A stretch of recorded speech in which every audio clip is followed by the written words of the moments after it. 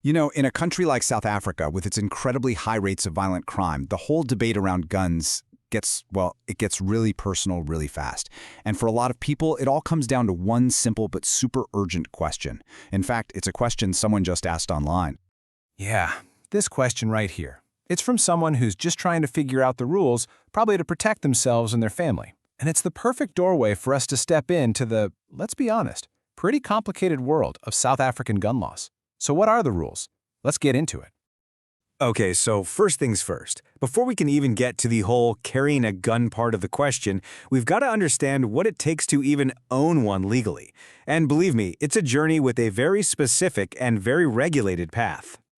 Basically, everything, and I mean everything, to do with guns in South Africa comes down to a single law. It's called the Firearms Control Act, or the FCA for short. This has been the rulebook since it fully kicked in back in 2004. And this right here, this is the legal document we're talking about. It's the heart of the whole system. Now, this act replaced some older apartheid-era laws, and it brought in a much stricter system. So under these new rules, you can't just, walk into a store and buy a gun. It is not that simple. The whole process is broken down into three main steps, and they're very deliberate. First up, training. You have to go through prescribed training and pass the tests. Once you've done that, then you can apply for what's called a competency certificate. Think of it as the police giving you a stamp of approval saying you're fit to own a firearm. And only after you've got that certificate can you finally apply for a license for the actual gun you want. Oh, and get this, you need a separate license for every single firearm. So you're probably wondering, what does fit and proper actually mean? Well, the law is super specific about it. The police do a deep dive, a really thorough background check. They're looking at your age, your mental state, checking for any history of violence or substance abuse. They're looking at your criminal record. The whole point is to weed out anyone who might be a danger. All right, so let's say you've jumped through all those hoops. You've navigated the bureaucracy, you've got your license. That brings us right back to the second part of that Reddit question. Now that you have the gun, how and where are you actually allowed to carry it? And on this point, the law is crystal clear. No gray area. If you're a civilian, open carry is illegal, period. The only folks you'll see with a gun out in the open are police or security guards on duty. For literally everyone else with a license, concealed carry is the one and only legal way to go. And listen, it's not just about tucking it under your shirt and calling it a day. The act is really specific. The firearm has to be in a proper holster or something similar. It has to be completely covered, and, this is key, you have to be able to control it effectively at all times. Discretion and safety are the name of the game here. Okay, so where are the no-go zones? Well, first you have what are called official firearm-free zones. Think places like government buildings, schools, that sort of thing. These are legally mandated, and if you get caught carrying there, the penalties are serious. Then you've got private property. A mall, a restaurant, any business really, can set its own rules. Now, they can't confiscate your weapon, but they absolutely have the right to ask you to leave. And if you refuse, well, then you could be looking at a trespassing charge. But here's where things get complicated and really interesting. It's how this super regulated system of legal guns somehow feeds into the country's massive illegal gun problem. Yeah, this is where the story takes a bit of a dark turn. This quote from Gun-Free South Africa, it just hits the nail on the head. You might think the biggest source of illegal guns for criminals is, smuggling across the border. But it's not.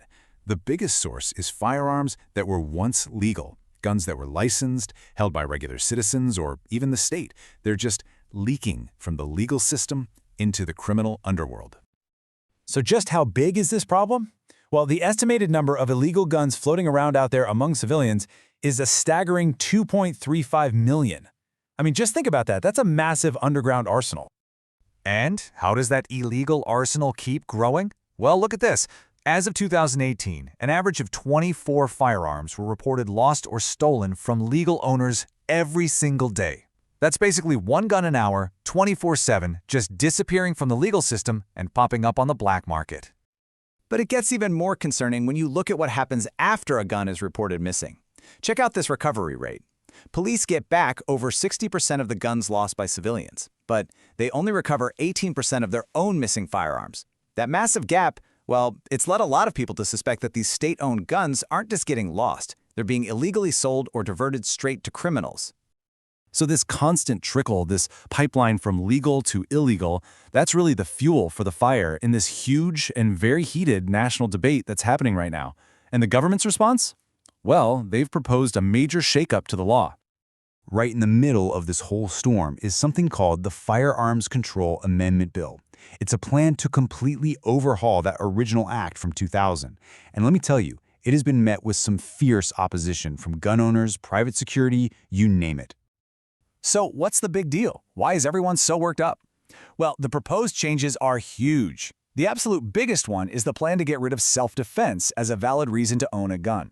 On top of that, the bill wants to bring in some pretty vague new limits on how much ammo you can have, and it wants to ban these realistic-looking blank guns that criminals can modify to shoot real bullets. And this has pretty much split the country right down the middle.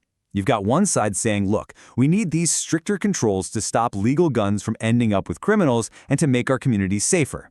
But then you have the other side arguing, wait a minute, all you're doing is punishing law-abiding people, taking away their ability to protect themselves in a really violent country. The criminals, they're just going to keep using their legal guns anyway.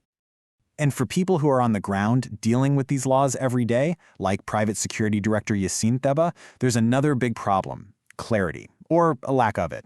He points out that the bill is just vague. It creates all this uncertainty for regular citizens and for security pros who are already following a ton of rules. And he says it doesn't even touch the real root problems, like corruption, and the fact that the current laws aren't being properly enforced. Which brings us back to this massive, fundamental question. How does a nation strike that balance? The balance between an individual's right to defend themselves and the urgent need to stop legal guns from fueling so much violent crime. There are no easy answers here, and it's a question that sits right at the very heart of South Africa's struggle with violence, safety, and the place of guns in its society.